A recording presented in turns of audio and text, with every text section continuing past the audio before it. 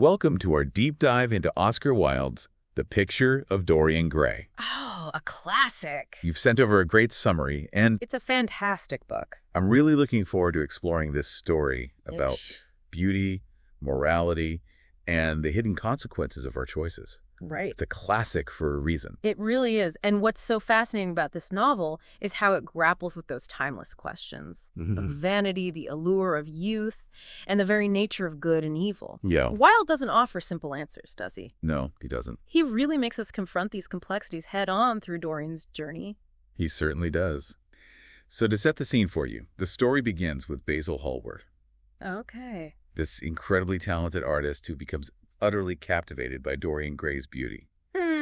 As he's painting Dorian's portrait, he's practically overflowing with praise for him to his friend Lord Henry Wotton. Oh, Lord Henry. Yeah. Embodying the spirit of a true cynical hedonist, Yes. begins to plant these seeds of thought in Dorian's mind. Right. That youth and beauty are paramount, and pleasure should be the ultimate pursuit.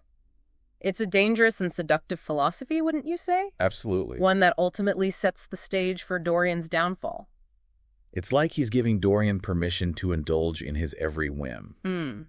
So Dorian, completely enthralled by Lord Henry's words, gazes at his portrait and makes a wish. He wishes to remain eternally young, even if it means the portrait ages in his stead. Oh, wow. It's that classic Faustian bargain, isn't it? Precisely. Yeah. And what makes it even more intriguing is that the wish actually comes true. It does. But as we'll uncover, this seemingly wonderful gift quickly transforms into a curse, All right. warping Dorian's perception of himself and the world around him. It makes you wonder, doesn't it? It really does. Have you ever wished for something Oh, yeah. without fully grasping the potential cost? All the time. Right. It's like the old adage, be careful what you wish for. Exactly. But for now, let's delve into Dorian's passionate romance with Sybil Vane, Okay. this incredibly gifted young actress. He's completely smitten with her, seeing her as the embodiment of pure art, Oh, wow.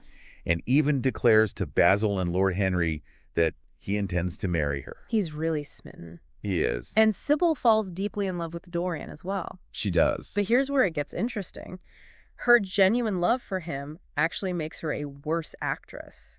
Really? Now that she's experiencing through emotion, Yeah. pretending on stage feels hollow and meaningless in comparison. Right. This, of course, clashes completely with Dorian's idealized view of her as this ethereal being. That's quite the predicament, isn't it? It is. And it all comes crashing down when Sybil delivers a terrible performance one night. Oh, no. Dorian, instead of offering support and understanding, cruelly ends their relationship right then and there. That's harsh.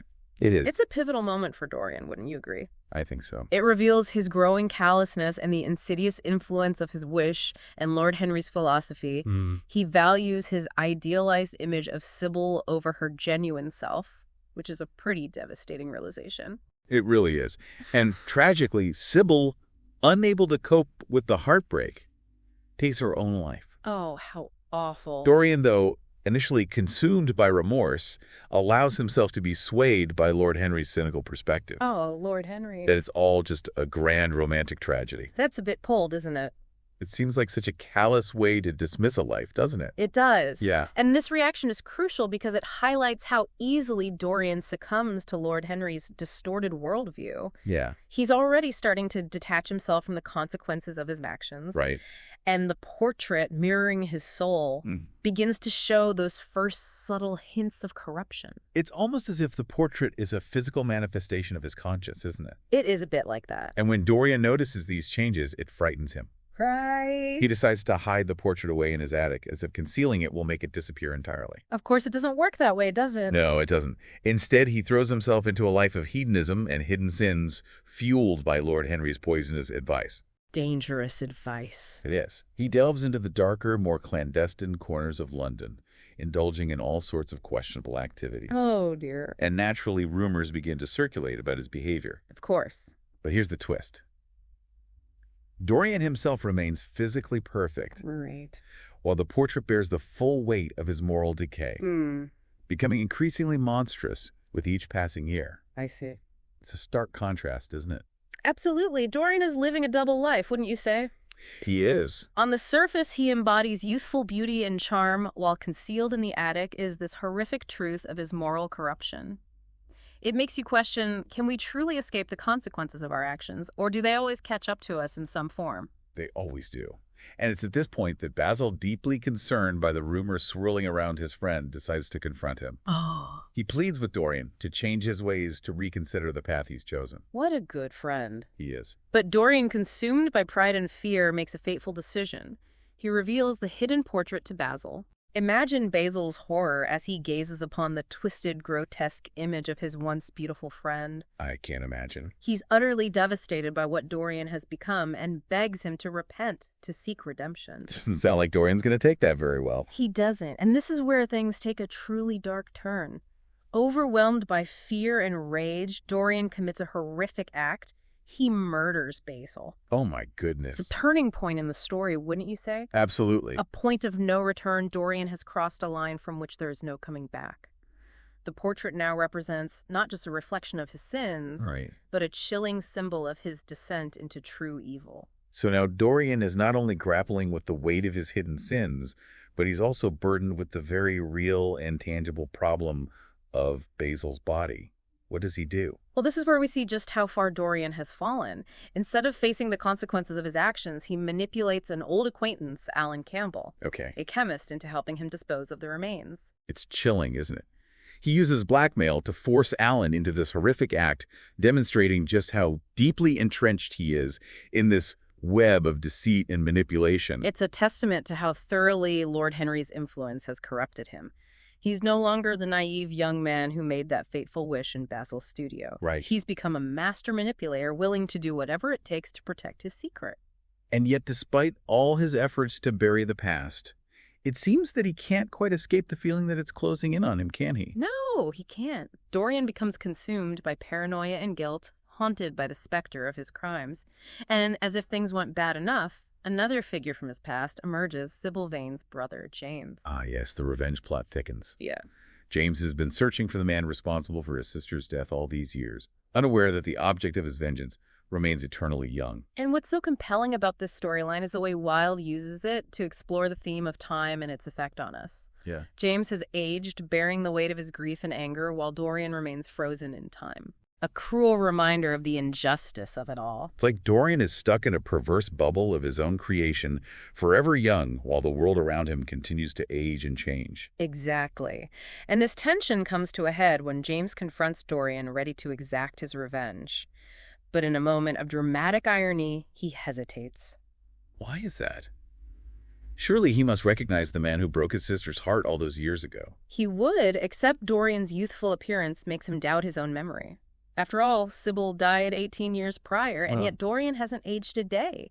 It's a powerful illustration of the disconnect between Dorian's outward appearance and his true corrupted nature. So James initially lets Dorian go free, but the story doesn't end there, does it? No, it doesn't. James eventually learns the truth about Dorian's unaging nature and becomes obsessed with exposing him. Dorian, now aware of the threat, is gripped by fear. He's living with this constant gnawing anxiety, knowing that his past could catch up to him at any moment. It's almost as if the more he tries to suppress his past, the more it haunts him, wouldn't you say? Absolutely. He's created this prison for himself, a gilded cage of beauty and privilege that's ultimately suffocating him. He's surrounded by luxury, but tormented by guilt and fear. And then just when the tension reaches its peak, fate intervenes. James Vane is killed in a hunting accident. What a twist. It seems almost too convenient, doesn't it? It does, doesn't it? And that's precisely what makes it so interesting. Dorian experiences this immense wave of relief, believing that he's been saved by some divine intervention. But this raises a crucial question. Is this truly relief, or is it simply another form of self-deception? Is he merely choosing to ignore the deeper, more profound consequences of his actions? It's like he's trying to convince himself that he's been given a clean slate, when in reality he's still carrying the burden of all his sins. It's a rather bleak outlook, isn't it? It is. And this brings us to Dorian's attempt at redemption, a misguided and ultimately futile attempt, as we'll soon discover. Years pass, and Dorian, worn down by the emptiness of his existence, decides he wants to change to become good again. So does he finally confess his crimes? Does he make any attempt to atone for the harm he's caused? No, not quite. He decides to perform this one small act of kindness. Oh, okay. He chooses not to seduce a young woman he's been pursuing. He believes that this single gesture will somehow purify him, that it will make the portrait less hideous. But it doesn't work, does it? No, it doesn't. When he checks the portrait, it's actually become even more monstrous. And what's even more unsettling is that it's not because of some new sin, but because of his hypocrisy. Wow. The portrait reveals that true change cannot be achieved through superficial actions or half-hearted attempts at morality. It requires a genuine transformation of the soul. So simply going through the motions of being good isn't enough. Yeah. Has to come from a deeper place, a true desire to change, to confront one's flaws and make amends. Precisely. And this realization leads Dorian to a moment of desperation. He finally understands that his true self is forever trapped within that horrifying portrait, and he makes a drastic decision. He decides to destroy it. It seems he's come to the conclusion that the only way to escape the consequences of his actions is to destroy the evidence, to erase the reflection of his corrupted soul. Yes, but the irony is the very act of trying to destroy the portrait becomes his undoing. Oh, I can't wait to hear how this all unfolds. What happens next? Well, picture this. It's early morning, and Dorian's servants are frantically trying to get into the locked attic. They've been hearing strange noises throughout the night, and they fear something terrible has happened. Finally, they manage to break down the door. Okay, so the servants have finally broken into the attic. What What do they find? Don't leave me in suspense. they discover is both shocking and strangely fitting, wouldn't you say? I'm on the edge of my seat. They find a magnificent portrait of Dorian Gray, Okay. as youthful and beautiful as the day it was painted. But on the floor, lying dead, is a withered, hideous old man. Oh, A knife plunged through his heart. it's almost poetic, isn't it? It is quite a powerful image. The portrait which had borne the weight of Dorian's sins for so long is now restored to its original beauty. While Dorian himself, his true form ravaged by years of corruption, is finally revealed in death. It's as if in trying to destroy the portrait, he ultimately destroyed himself. Exactly. It's like the portrait was a mirror reflecting his soul all along. Yeah. And when he tried to shatter that mirror, he shattered himself. Wilde does a brilliant job of using this visual symbolism to drive home the novel's central theme. Right. We can't escape who we truly are. That's right. Our actions have consequences, whether we choose to acknowledge them or not. It's a sobering thought, isn't it?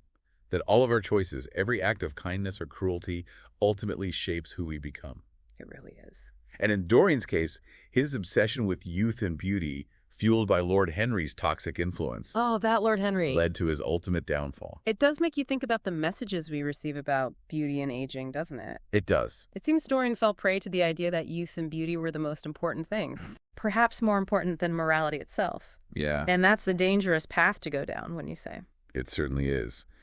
And this story serves as a stark reminder that true beauty doesn't reside in our outward appearance, but rather in the integrity of our character and the choices we make. It's about facing our flaws, making amends for our mistakes, and striving to be better versions of ourselves. Well said. The Picture of Dorian Gray isn't simply a chilling tale of vanity and corruption. No. It's a timeless exploration of the human condition. It's packed with symbolism, social commentary, and profound insights into the complexities of human nature. What resonates most with you from Dorian's story? I think what strikes me most is the idea that we can't simply outrun our past or hide from our true selves. Right. Sooner or later, the consequences of our actions will catch up to us. And that's a powerful message, isn't it? It is. One that's relevant, regardless of whether you're living in Victorian England or the modern world. Absolutely. We may not have a magical portrait to bear the weight of our sins, but we do have a responsibility to live authentically, to confront our flaws, and to make choices that align with our values. This has been an incredible discussion, and I have to say, The Picture of Dorian Gray is so much more than just a creepy Victorian novel. It's a classic. It's a thought-provoking exploration of timeless themes that continue to resonate with readers today. I couldn't agree more. And for you, dear listener, I hope this deep dive has sparked your own reflections on the themes of beauty, morality, and the choices we make in life. If you'd like to share your thoughts, we encourage you to join the conversation on social media. Until next time, keep exploring, keep questioning, and keep seeking those deeper layers of meaning in the world around you.